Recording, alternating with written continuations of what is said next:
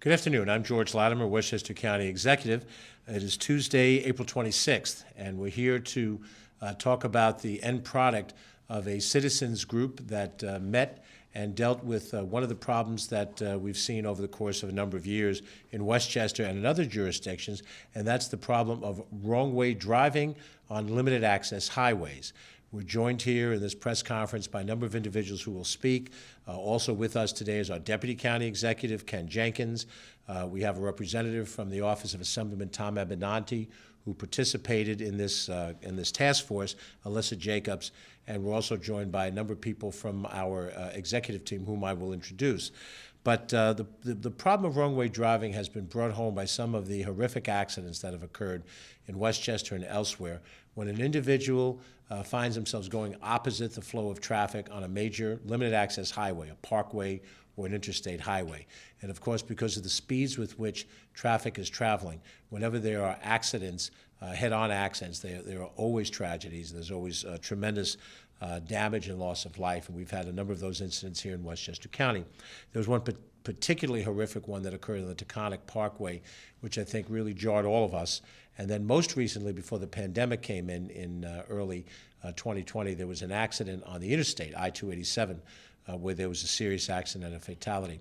So just before the pandemic came upon us in March of 2020, I asked some of our key professionals, particularly Lieutenant Joseph Peters of our Public Safety Department and Kevin Roseman, who is a traffic engineer with our Department of Public Works and Transportation, to work alongside a committee appointed to serve with residents, individuals who are local municipal leaders in various neighborhood associations, and also representatives of the Westchester County Board of Legislators and the New York State Legislature to meet and to take a look at the issue of wrong-way driving with a specific parkway in mind.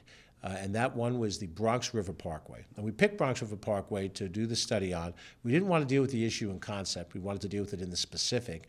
And we wanted to particularly take one of the roadways that Westchester County owns and operates. It may not be obvious to everybody, but the other major parkways in Westchester County, the Hutchinson River Parkway, the Sawmill River Parkway, Taconic Parkway, and Cross County Parkway are not owned by Westchester County. We do police those roads with Westchester County Police, but we do not own them and can't do some of the work on them that we can do on the Bronx River Parkway. So we thought we would use the Bronx River Parkway as a test case, and then with that test case, as you'll see today, there are some very specific recommendations that came up that have been implemented. To serve on the committee, I asked a number of prominent individuals who I thought could bring some particular expertise to the table.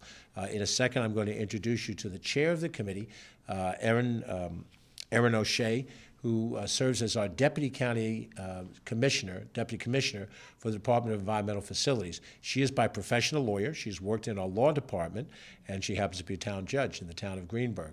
But Erin brings administrative experience to the table and a knowledge of the interplay between government and citizenry that we thought would be very helpful to chair this committee.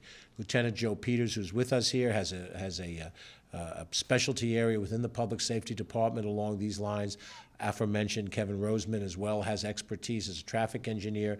And then we've also asked two representatives from local municipal neighborhood associations. And with us today, Steve Wagner, who is the president of the AMOURVILLA Neighborhood Association in the city of Yonkers, which borders the Bronx River Parkway, and the lower portion of it just above the split of the Sprain and the Bronx River, is also going to speak today. And we're very fortunate to have some additional people serve on that committee. As I mentioned, Assemblyman Tom Abenanti, State Senator Shelley Mayer, we had county legislators as well serve on this, and we had them have the opportunities to meet, go out and look at conditions. Then COVID came. And when COVID came, we had to push off the work of this because the dynamic of getting people together to tour the actual entrances and exits, look at the specific areas, try to determine what could be done to make the parkway less conducive to a wrong-way driving. It's a subjective estimate, but it's my understanding that there's roughly a 50-50 split between the number of wrong-way driving incidents that come because the driver is disoriented, does not understand that they are going into an exit ramp, or does not see signage clearly. Perhaps it's late at night and the visual connection isn't great. The other half of those incidents do come from people that are driving under the influence, and that is a serious problem that has to be dealt with some additional actions. But to look at the roadway from the driver's perspective, professional as well as citizen, and then try to make a determination, are there things we can do to make this roadway better, was really what our task was. So with that, I'm going to ask Erin O'Shea, who's the chair of this task force, to come and talk a little bit about the methodology of the task force, what they did, and a little bit about their recommendations, and we'll have a few other speakers as well. In any event, Erin O'Shea. Thank you very much, Erin. Thank you. Good afternoon. I'd like to begin by thanking our County Executive, George Latimer, for recognizing the importance of this issue and establishing the Wrong Way Driving Task Force. I would also like to thank our Westchester County Department of Public Safety and Westchester County Department of Public Works and Transportation, as well as my fellow task force members who worked so hard on this initiative. The charge of this task force was to review all intersections, entrance and exit ramps along the Bronx River Parkway, to take inventory of potential problem zones, and to recommend immediate remedies. The task force convened in February of 2020 and decided that the best way to accomplish this objective was to conduct field visits along the Bronx River Parkway to study and observe each intersection and exit ramp. However, shortly thereafter, the COVID-19 pandemic caused the work of the task force to be postponed. During that hiatus, the Westchester County Department of Public Works and Transportation conducted an engineering evaluation of the signs and pavement markings along the Bronx River Parkway and began to implement some changes in signage and markings. This included the addition of 104 signs and 30 pavement arrows along the Bronx River Parkway. According to data collected by the Westchester Department of Public Safety, the number of reported incidents of wrong-way drivers dropped by 50% from 2020 to 2021. The task force was very encouraged by the drop in incidents and believed that they were attributable to the work done by the Department of Public Works and Transportation during this hiatus. The task force reconvened in July of 2021 and conducted several field visits, stopping at every intersection, entrance, and exit ramp, the entire length of both the north and southbound lanes of the Bronx River Parkway. Based upon these field visits, the task force made many observations and recommendations that are contained in our final report.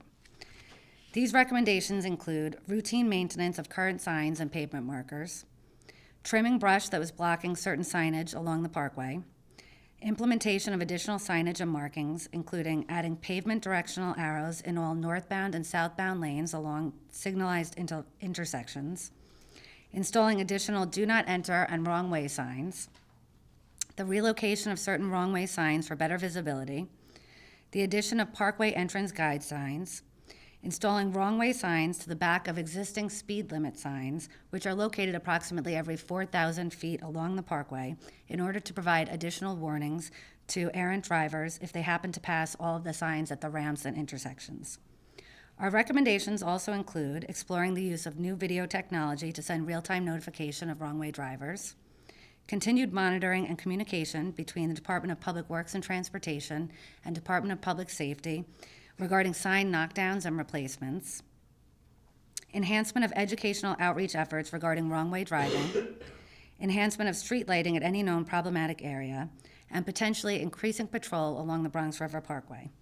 We are very proud of the work that we have done with this report, and we believe that these recommendations, if implemented, will result in the increase of driver safety along the Bronx River Parkway. Thank you.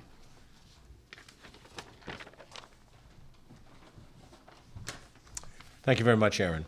And I want to highlight that this committee, I mentioned in passing that it included 2 members of the Westchester County Board of Legislators. That includes County Legislator Vidak Gashi, who is with us here today, and County Legislator Colin Smith, and both of them were able to contribute their time and energy and effort into this process as well. We specifically wanted legislators to participate in case the outgrowth of the effort involved any legislation that would be necessary, and from the county standpoint, if there's additional allocation of money, anytime we have financial things, both the executive branch and the legislative branch have to be in harmony on it, and we want to thank both Legislator Gashi and Legislator Smith for their contributions of time and energy and effort, in the same way that we thank the state legislators, Shelley Mayer and Tom Abenanti, for their work similarly. I also want to recognize Ellen Hendricks, who serves currently as our Director of Research, at the time of the initiation of this, her responsibility as a liaison from our executive branch was very much appreciated, and she is, with another hat on her head, a town councilwoman in Greenburgh, so also affected by these things, and want to thank Ellen for her role in playing all of this. We rely greatly, as Erin just mentioned, on professionals within our government who spend a tremendous amount of time and effort analyzing issues that relate to traffic. I have to confess, and I know this is not what either Kevin Roseman or Lieutenant Joe Peters wants to hear, every one of us as civilians, because we drive, we think we're traffic experts. And I'm sure you have, as I have, over a cup of coffee or perhaps a beer, talked with some friend about an intersection, said, you know what we have to do? They ought to do this and they ought to do that. And sometimes those are good ideas and sometimes they're not good ideas. So we want to try to bring everybody together. But we do rely on professionals in this government to be able to help guide us in these areas. And to that end, Lieutenant Joe Peters with the Westchester County Department of Public Safety was an essential member of this committee, and we'd like for him to share a little bit of his insights as he went through the process of working with the task force to identify how we could reduce incidents of wrong-way driving on the Bronx River Parkway. Lieutenant Peters. Thank you, County Executive. Like Erin had said, originally we were tasked with coming up with solutions to some problematic areas on the Bronx River Parkway. And we did this just before the pandemic hit. Pandemic came, and then this task force was shut down. But what it did was it gave myself and Kevin Roseman from Department of Public Works time to analyze some data, analyze some of the streets, intersections that needed to be addressed. And what I found from the police department standpoint, going back to 2018, we found that there were 41 reported incidents of wrong-way drivers on the parkways, on the Bronx River Parkway.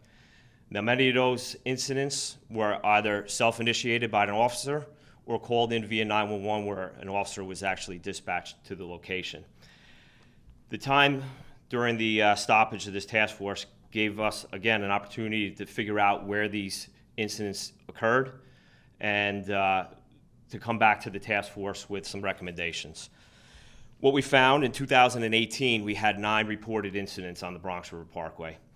And then in 2019, there were 12. In 2020, there were also 12. But 2021, the number dropped down to 6. So during this hiatus of the task force, I kind of started analyzing the numbers and started to think that once the pandemic came about, we would have thought that from an expert standpoint that the number of wrong-way drivers would have actually gone up. And you say that doesn't make much sense because there was a lot less traffic on the road. But in theory, the less traffic on the road lends itself to more wrong-way drivers. People aren't following the flow of traffic.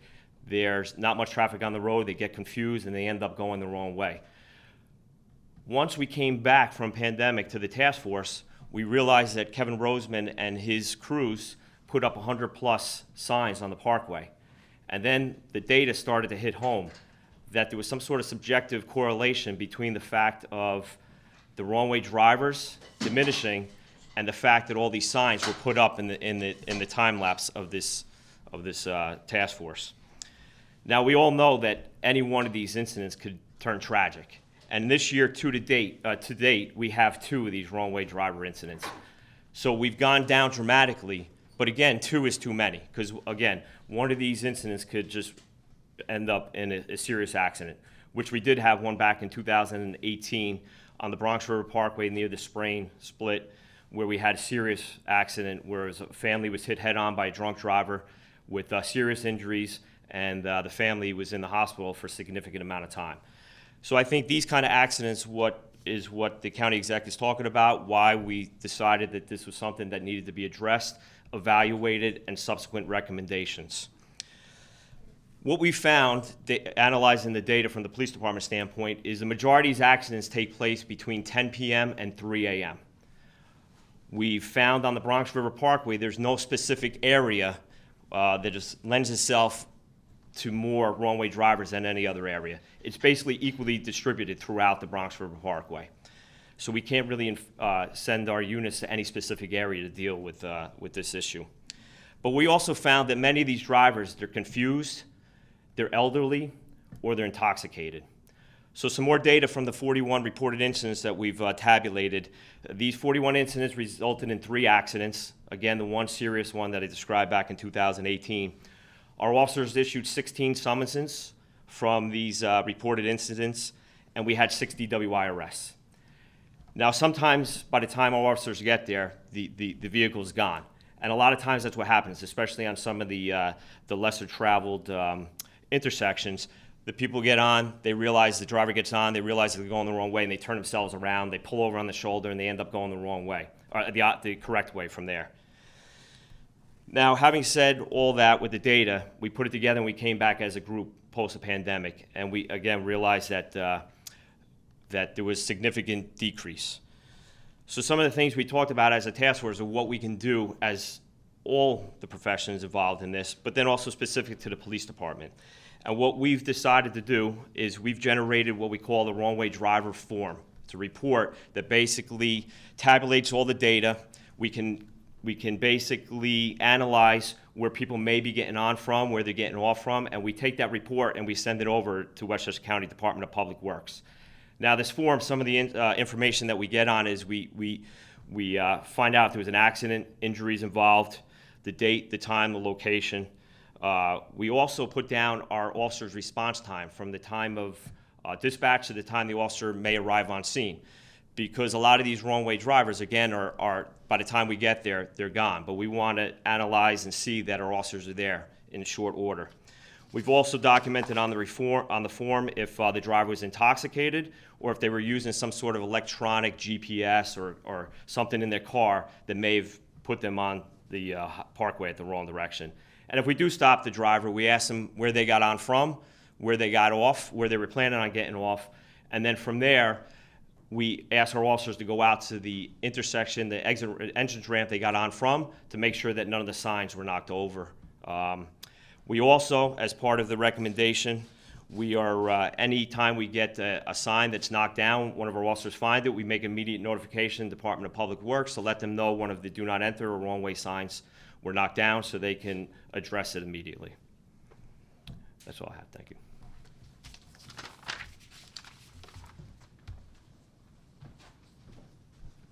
Thank you very much, Lieutenant Peters.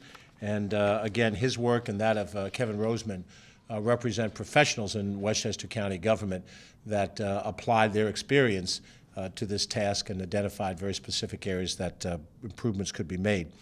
We also wanted to have on this committee, in addition to legislators and those in our professional staff, is at least 2 representatives from neighborhood associations. And we felt that while they may not have the expertise of a traffic or a public safety person, they had that sort of gut feel that we all have, what I alluded to a second ago, we're all traffic engineers. They would still see things the way a driver would see it. And we thought that neighborhoods that were adjacent to the Parkway would probably have the greatest amount of members in their organizations that frequented the Parkway. So Patrice Ingracia, who's head of the Hartsdale Neighbors Association, agreed to serve. And our next speaker, Steve Wagner, who's president of the AMOURVILLA Association in Yonkers, also agreed to serve. Steve is a corporate executive in his professional life with great skill and ability, and he applied those skills and ability to this backyard task of helping us look at the highway, the roadway, and see what we might do that was better. So, Steve Wagner from AMOURVILLA Neighborhood Association. Steve? Thank you, George. Thank you. Good afternoon, everyone. When I was first asked by the county executive to be part of this task force, I was thrilled to do so because he and I have worked together over the years on a number of quality of life initiatives that affected not only AMOURVILLA but communities just like mine. So this was my chance to sort of pay back his kindness to us over the years. However, my expectations were actually fairly limited because I thought, how much difference could we really make around this kind of an issue? I'm pleased to tell you that having been part of this exercise, I learned 2 things. I now can tell any of my neighbors what county government really does, because I saw firsthand the professionalism of people like Kevin and Lieutenant Peters and Erin's leadership on this project, as well as my fellow citizens. We did, as Erin said, go the length of the Parkway, north to south, stopped at each intersection, and I think to all of our amazement, you see it from a completely different perspective when you're on the ground watching it happen. I happen to live in East Yonkers, right below Lawrence Hospital, New York Presbyterian Lawrence Hospital, and there is an exit off the Parkway that for years I have seen people coming from New York and the Bronx who've had somebody who's been ill or in an accident simply don't know their way around. They would try and enter the exit lane coming off the Parkway. And so when we were on the task force, that was one of the issues that I pointed out. And interesting enough, about a week ago, my wife said, "You wouldn't believe these new wrong way signs that are down on exit 2. They really jump." So that's an example where small things can make a big difference and, as George alluded to, can save lives. So I think it's fair to say all of us who took part in the task force had a steep learning curve. I think we all felt we contributed to the effort, and I think all of the folks who live in Westchester County and travel our highways and byways will benefit from the work that Kevin and his team did and the public safety folks under Lieutenant Joe Peters. And I want to thank County Executive for asking me to be part of this. Thank you. Thank you very much, Steve. So the recommendations that came out of the task force that Erin O'Shea has just highlighted included a number of different signage changes which have been implemented, and there's also a recommendation for additional police patrol services which would be part of our county budget process, whether we can implement them before we get to the next budget, do them sooner with a budget transfer. That is part of what we're discussing right now to try to make sure there's enough enforcement out on the road. Very important in that in analyzing the Bronx River Parkway, we did that because we had the ability to implement ideas that we thought would be worthwhile, but it's really only one of the many limited access highways in Westchester County. We have interstate highways, I-287, I-684, the New York State Thruway main branch, which is I-87, the New England Thruway branch, which is I-95, and then in addition to that, the aforementioned other parkways, Cross County Parkway, Hutchinson River Parkway, Sawmill River Parkway, and the Taconic Parkway. All of those roadways are under state control, whether by the state DOT or the Thruway Authority, and we have taken this report that we have from this particular task force, and we've shared it with the state DOT so they could see, what we were doing in the one roadway that we have, and encourage them to do a similar effort in the other parkways and to the extent possible on the interstate highways. All of those things to try to create a greater sense of public safety. It's also important, I think, and this is where I appreciate Steve and Patrice's involvement in this, because we're trying to do this in county government in so many other areas, and that is involve active citizens in the process of helping us make public policy.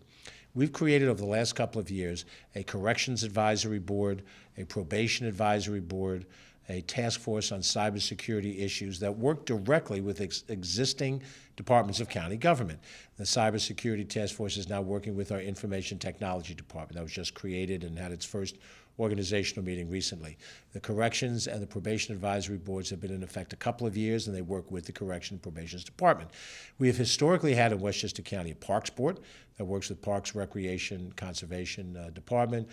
We have a police board that works with our Department of Public Safety and a health board, Board of Health, which works directly with our health department, and then other similar type entities. Some of them are more narrow focused, as this one is, some of them more broadly focused. But particularly, we are interested in having those citizens that want to work hands-on with this government at the county level to try to help us solve either a specific problem or something more generic. And so for anybody who may be watching who's interested, when you communicate with us, we'll give you the information at the end of this. We welcome those who volunteer to serve in these capacities. And this is not for window dressing. This is not you sit on the board and sort of everything is sort of prepackaged. We want the input. And we want the input even if it can be critical, because that will help us in the thinking. But in this particular case, I think the group that Erin has led took an honest look at a very specific situation, came back with very specific recommendations, some of which have been implemented already and some of which we're in the process of implementing. And we hope it will continue the streak of dramatically reducing the number of wrong-way driving. We do acknowledge that those who are driving under the influence may not be deterred just by changes in the roadway. But keep in mind that the Bronx River Parkway in the specific is the first limited access highway in the United States of America. Before there was an interstate highway of any sort, before there were other roads that we know to be parkways in other parts of the country, the Bronx River Parkway was the first. And being the first, it was engineered for a completely different America. We did not anticipate in the 1920s the kind of motorized vehicles that you have now, in the size and the scope and the speed that were possible. And of course, you've seen some improvement in the Bronx River Parkway from a capital standpoint over the years. Most recently, the new bridge a few years ago now through the Scarsdale portion of the lower part of the roadway. But it was engineered with entrance and exit ramps that don't meet interstate highway standards. And the interstate highway system, which came along in the 1950s, that's not exactly yesterday either. We're looking back over 60, 70 years ago. The engineering standards for the interstate highway is very different from the ones that we had for the parkways that preceded by 30 years or so. Excuse me. So what we're looking forward to is the implementation of these ideas and then the extrapolation of these ideas to other roadways in Westchester County. And if, in fact, it were to expand to other parkways, the Palisades Parkway serves the state of New Jersey and Rockland County. There are parkways, Northern State, Southern State Parkway on Long Island, that are very analogous to the parkways that we have in our system. The Merritt Parkway is a continuation of the Hutchinson River Parkway in the state of Connecticut. And there are other parkways, Baltimore-Washington Parkway in Maryland, outside of the D.C. suburbs. And so the concept of taking a fresh look and determining what can we do to make it more clear where the entrance and the exit to a roadway is, how to maneuver when you're on the roadway. We think that that is a universal idea that can be easily exported to other places. But right now, we're very proud that Erin O'Shea and the folks that you've just met were able to come together to do this report, and that we think we've made some positive, productive changes to it. And I can tell you the last time I was on the Bronx River Park, which almost every day of my life I'm on it, I went through the intersection of Scarsdale Road. Scarsdale Road intersection actually is in the city of Yonkers. Asbury Church is right nearby it. And if you continue to the east, you're going to downtown Tuckahoe. And when you come to that intersection, there are exit lanes to turn left off of both the north and the southbound Parkway. And it can be very confusing. And I looked and I saw some of Kevin Roseman's signs out there, and it made it much clearer to me as to how to operate. So it's working, at least for the county executive, if not for the county at large. And we thank you for your professional work. So with that, I'm going to open it up to any questions. Any members of the press who are in the room get priority since they've taken the effort to be here. And if the question is directed at any of the other speakers, then I'm going to invite those speakers, if the question is directed to them, to come up and answer the question at the microphone. So we'll recognize our friends from WABC, Channel 7 in New York.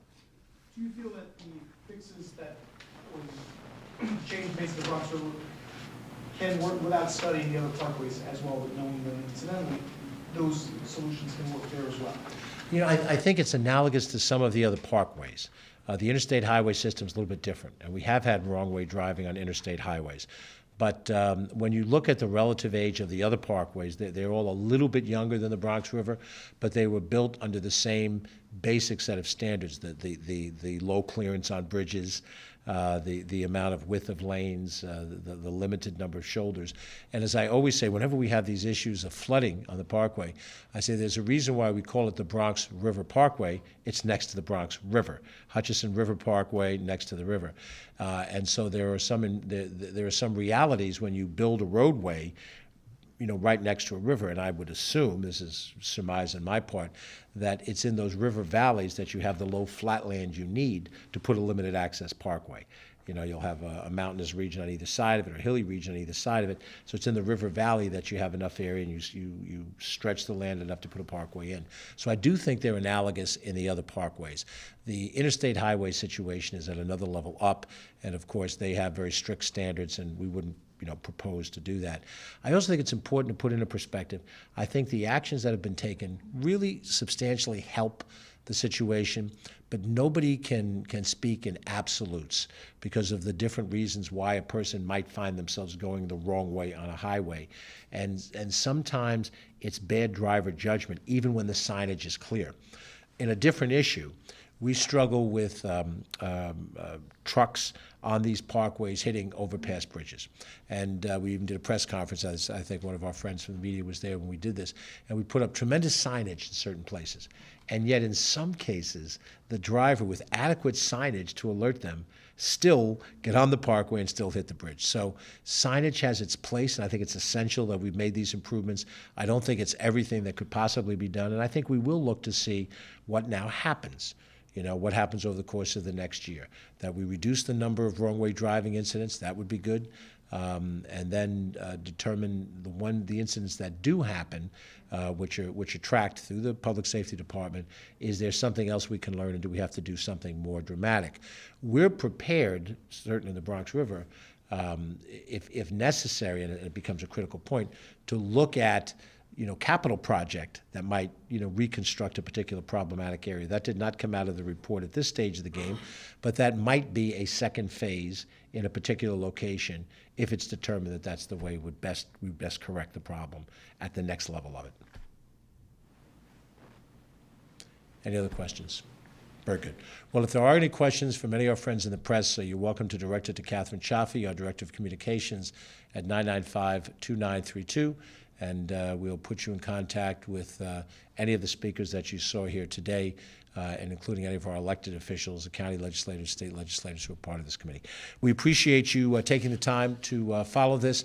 It may seem like not the issue of the greatest magnitude, but whenever you open up the newspaper and you see an horrific accident that takes lives, you can't just look at it and say, oh, that's terrible, how horrible, and send thoughts and prayers to the people that we've lost. You have to try to do something, and I think that's what this effort was, and I appreciate, again, the members of the committee led by Erin O'Shea, who did, in fact, step to the plate. I'm George Latimer, County Executive. Thanks for watching. Have a wonderful day.